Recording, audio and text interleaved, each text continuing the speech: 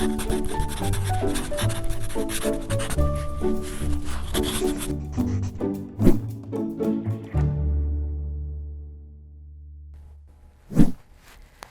I'm Dawn Durham, and welcome to PaTTANpod. Teachers play various roles within our school settings, all with the common goal of student success. Teachers of the deaf specifically have a unique role for a population of our students. With us on PaTTANpod is Deb Genet from the Capital Area Intermediate Unit to educate us more about teachers of the deaf. Deb, thank you for joining PaTTANpod. Welcome. We're excited to have this conversation with you. Oh, thank you for having me. So let me just kind of get a frame of reference here, if we can start off that way. When we talk about teachers of the deaf, they have a unique role, right? That may be different from other professionals. Can you share a little bit about the role a teacher of the deaf plays, and more specifically speak to the special skill set that they have? Sure. Teachers of the deaf is a real umbrella term that encompasses students who could be mildly hard of hearing and use listening spoken language, all the way to students who may have a profound hearing loss and use visual access to language like American Sign Language. And I think what's important to know is that it's not just that these students can't hear. It incorporates and encompasses so much more. Hearing loss can affect language, communication, social skills, reading, writing, and really employability. So it's important that we kind of have that perspective and can address their needs. We can anticipate what issues or challenges they might have, and then we could recommend some accommodations or modifications in order for them to access a general ed curriculum. So we want to make sure that they can fully participate, and I think teachers of the deaf are really proficient in breaking down language and communication barriers so that students can get that full school experience. You talk about barriers, right? And identifying those barriers and then breaking down those barriers. And teachers of the deaf really have the skill set to identify those barriers that perhaps another individual may not be aware of or alert to in order to break down that barrier. And you had made a couple of great points about, and I want to go back and just clarify, when we say teachers of the deaf, it's really an umbrella term, and we can service a wide population of students from, and help me if I'm getting this wrong, mild hearing loss all the way to profound hearing loss. And my understanding, there's kind of that wide range that we could be servicing. And we're really talking about language, communication, social skills, reading and writing, employability. The list goes on, right? Right. So for example, when I'm writing an IEP, there's a lot of different areas and perspectives that I'm looking at. Sure. So I'm looking at like the physical space that they're in, the lighting, the acoustics, any assistive technology students might be using. I'm thinking about instruction, assessment, and communication. So are there any kind of accommodations or modifications that need to be made?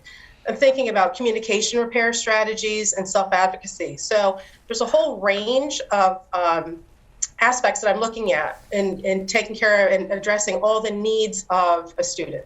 Wow, yeah, I'm so glad you mentioned those, because I have to be honest with you, having not have that mindset, there were some barriers you mentioned that I wouldn't be thinking of, like acoustic barriers and assistive technology, self-advocacy. So I'm glad that you kind of identified those barriers that may be beyond what we would typically think of, right? So I appreciate that. Thank you for just kind of clarifying the role of a teacher of the deaf and giving us a good sense of what that is.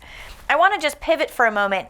When we talk about expanded core curriculum, or ECC, I think is how it's kind of referred to, would you just frame out what is expanded core curriculum, and how does the teacher of the deaf support that curriculum? Okay. The expanded core curriculum is a great tool that we can use to identify specific needs that students might have. The majority of information that people learn, about 80% of it, is incidental. You just sort of pick it up from interacting with others, from overhearing things. And so if you have a hearing loss, then gaining information that way is really impacted. So we can go through this checklist. It's got 8 different areas, and we can kind of identify and pick and see what areas they might need specific instruction in. So for example, they need to learn about audiology and their own hearing loss and how to explain it to others. That's not something you're going to get in the general ed curriculum. It's a very specific skill related to this population. There's also technology that, again, is very specific to this population that they need to be taught about, that, again, you're not going to get outside of a teacher of the deaf. There's family education to make sure that the family is aware of all this information that applies to deaf and hard of hearing students. You're looking at communication skills, career education, social skills, self-advocacy. So there's a lot of other areas that, again, someone who's not in the field may not be aware of. So we can go through all these, identify any skills that they're missing, and kind of give them some specific instruction in those areas. So you talk about these kind of 8 domains, and the expanded core curriculum is, I hear it's a tool. This is a tool, as you had said, you mentioned kind of like a checklist to go and make sure that we have identified all the needs of these students, of a student that may be within this population. And you talked about the teacher of the deaf really has a different perspective, a perspective of bringing in an area of expertise that perhaps is not visible in the general education classroom, or to a professional who is not working in that field or in that area of expertise. So I think that's an important piece to think about. And this expanded core curriculum as a tool helps me, let's go back to identifying those barriers and breaking those barriers down. So I'm seeing a connection here. Is that true? Mm-hmm. Right, and it's a great piece, and that's what really, I think, makes a teacher of the deaf unique in what we do, is that if you're not in the field, how would you know these things?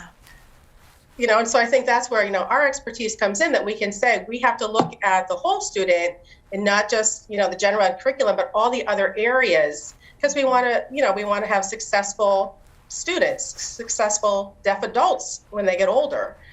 So we need to address all these certain skills so they're well-rounded and ready for life. Yeah, I love that. And now you kind of alluded to this, and I want to just kind of bring it to the forefront so we can kind of come full circle here. When we think about teacher of the deaf and the collaboration with other professionals in the school settings, we just kind of mentioned that these individuals bring a certain perspective that maybe others are not thinking about or considering. How does that collaboration work? How do we encourage that collaboration? Why do we want or need that collaboration?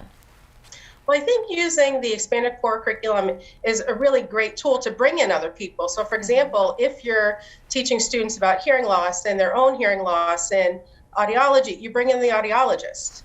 If you're talking about social emotional issues, if there's a counselor or social worker that you can bring in, that's a great use of that. If you're talking, again, about self-advocacy, bringing in some deaf role models and mentors. Communication, maybe interpreters and speech language therapists. So it's very easy to see how you can bring in other people. I think it's very valuable. And also sometimes, we're going to go beyond the IEP team and reach out to agencies and have them come in and do some training and some educating with the students. So it really lends itself very well to reaching out to other professionals. I keep hearing you say, and I keep noting down, that we're talking a lot about educating not just the professionals, but the students. I hear you referring to a lot is we want to educate the students. We want to educate the families. And I think that's such a key piece when we think about this unique role of a teacher of the deaf and that part they play in that piece. You had mentioned, to bring in experts. If we want to talk about a specific area of need, let's bring in an expert to really speak to that area of need. And you mentioned mentors and role models. So I think what you're sharing with me is that the teachers of the deaf really play mentors and they play role models, or they can identify those individuals to bring into the classroom. Am I right? Right. I have students who, have very limited experience interacting with deaf adults, and they don't see that, you can do this, You can be successful. You can be independent. Let me show you some others. Let me show you some people who are working in all different kinds of fields in the workforce. You can do this. And I think they just need to see good role models like them and see how, what kind of accommodations do they need in the workplace? What skills do they really need to learn to be successful? So I think that's a really important component in a deaf program. Oh, I love it. Mentors and role models. And I don't think, and I'll be completely transparent here, I don't think I've thought of that before. And so I'm so glad that you kind of bring that up and allow us to think through the benefit of having role models and mentors for all students, really, but certainly for this population. So thank you for bringing our attention to that. I do want to kind of ask you about the communication plan. If we can kind of just shift gears a little bit over there. Can you offer some insight into what is the communication plan? Why is it beneficial? Why might we want to engage with this plan? Mhm. The communication plan is an important tool to go back and kind of just assess, are we meeting the students' needs? So how are they interacting with their deaf peers? How are they interacting with hearing peers? Do they have the skills that they need? I know for some of my students, they're fine interacting with their deaf peers. They have a lot of anxiety interacting with hearing peers. So how can we get around that? What tools can we teach them? What communication strategies can we kind of get over that barrier? I think it's a good tool because you're looking at how do they interact with their family, and it's asking the family, do you feel that your communication is adequate? And sometimes you say, oh, they'll say yes, and sometimes it's not. Then we can use that to kind of go ahead and say, well, here's some resources. How can we help you build language and communication skills within your own family, and help them be able to interact more? Oh, I love it. This is really a gathering information tool. This is the way for us to gather information. You had shared at the classroom level, from the student level, from the home life, from the family or caregiver level, to really gather that information, determine, are we meeting the needs of the student? Where might we be meeting the needs? Where might we not be meeting the needs? And then pull together those resources and really make those connections to, as you had said, the mentors, the role models, the outside agencies perhaps, to kind of further our students. You had also talked about the interaction with peers and how this communication plan could help us identify, do we have a positive interaction with peers? Are we having positive interaction with peers who are our hearing peers or our deaf peers? And I think that's a key piece to think about also. You had mentioned originally that social setting and how important that is for our students. Mm-hmm. I think just understanding their comfort level in different situations. When they're in a large group in a classroom, when you're the only deaf person in a classroom, the anxiety levels tend to increase. And so how can we help students kind of work with that? How can we get them to feel more comfortable? What strategies can we teach them? Typically when they're around their own deaf peers, they're fine and it's fun and it's easy. Communication is easy because there's no barriers.